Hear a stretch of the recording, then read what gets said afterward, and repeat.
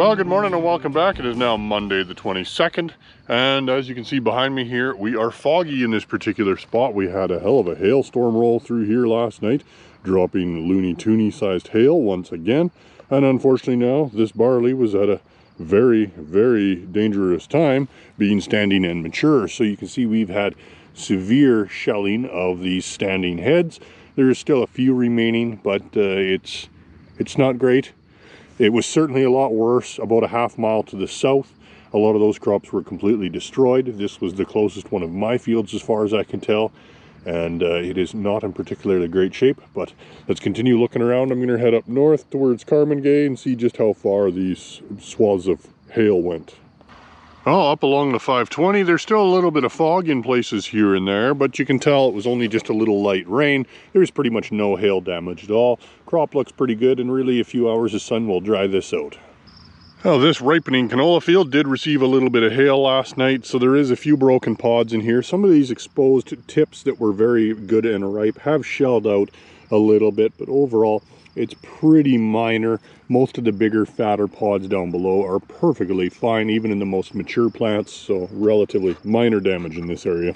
Well, now that we've gotten some moisture, maybe these forage oats will actually do something here on dryland now. You can see they have been chewed on by grasshoppers quite heavily, and but they are already looking a little bit less stressed and a little bit more green and less kind of silvery colored. So we'll see what happens to these guys over the next week or two. Well, this winter wheat field is looking not too much worse for the wear after the rain that it got last night. There is a little bit of sawfly damage in here, but overall not enough to be too terribly concerned about. So things are looking good here. Just got to be patient.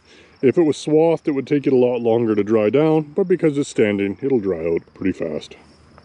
Well, here's some durum right north of Nobleford that really took a bad beating last night in that hail. You can see there is pretty much almost no heads left standing, just a little bit of straw. So this is pretty much a complete loss in this spot. Even so bad, it looks like it killed the grasshoppers. Well, the corn by Nobleford doesn't seem to be any worse for the wear, even though it got over an inch of rain in that storm last night. So these ears are just beginning to fill, so they still have a ways to go. We're a little bit behind the Lethbridge and Picture Butte area corn in this area because we haven't got as many heat units, but we're starting to catch up.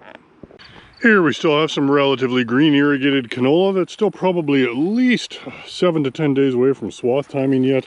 And we still have a bit of a lygus problem going on in here, so definitely need to get this field sprayed here pretty quick. These guys will still have quite a bit of time to do some damage in this before this canola has a chance to dry down any farther.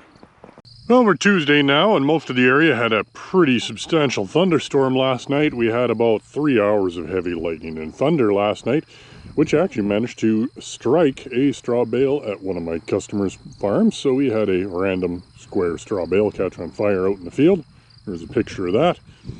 Well, other than that, there's not a whole lot going on. There is lots of swathing happening out in the countryside, but there's very little actual harvesting going on. I'm just checking out a mustard field here right now up by Claire's home, and you can see this got damaged pretty good in that storm last night. You can see we have a lot of broken pods in here, so this field is going to have to come off relatively soon.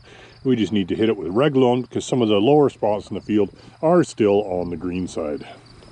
Once we get a few miles south of Nobleford, there's little to no rain or hail came down last night at all. And you can see these oats are just going into head emergence, so that is nice to see. These guys are going to get a fair bit taller in the next week as those heads start to rise up. Well, this field of irrigated canola that got hailed on a few weeks ago is starting to ripen up now. Now, there is still some greener undeveloped pods near the top here. If we wait for these to fully ripen and get mature, then the rest of the crop is going to be quite crispy and mature by that time. So we might end up swathing this kind of when the average of the pods is good enough. And right now we're getting pretty close to that point. You can see this is an upper pod off of a more mature stem, and you can see we have some pretty good mottled color change in there. So this field right now is averaging probably 50 to 60% solid color change on the main stem, with some mottled color going up a bit farther than that. But everything is solid seed in the main stems, and for the most part side branches are also pretty solid. So we're getting pretty close to swath timing on this. It might even be the end of the week, but we'll see what the weather does. Here in the corn that got hailed out, it's still kind of very much in recovery mode, and silking is kind of half finished. You can see this ear here. You can see we have very hit or miss pollination on there, and that is to be expected when you only have, you know, one tassel for every probably 10 or 15 plants. So it's actually quite surprising that it's done that good. So be interesting to see what this looks like in another week or two.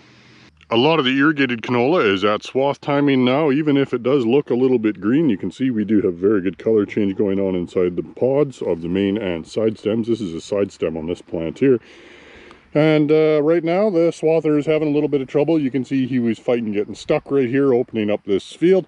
So we're probably going to have to wait another day or two. And if we don't get more thunderstorms tonight, maybe it'll dry down enough we can get back in.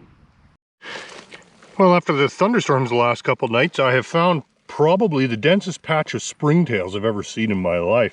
Now these springtails are tiny little insects that live in the porous base of the soil and help to break down organic matter, so they are actually beneficial. And normally you'd see a few of them floating in pools of water, but in this case there's no water under here. This is all just springtails. So this is pretty cool. It feels really bizarre to put your fingers in because it's moving. Very cool.